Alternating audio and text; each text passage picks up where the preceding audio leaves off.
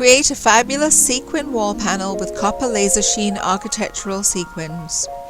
We used 1.5 inch architectural sequins with a 2mm hole and number 18 5/8 inch wire nails.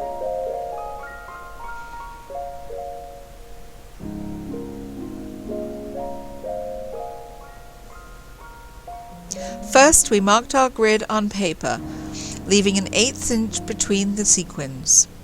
Using a small pin, we made marks on the panel to show where to place the nails and sequins. It's a good idea to wear gloves when you attach the sequins with the nails to avoid fingerprints on the sequins.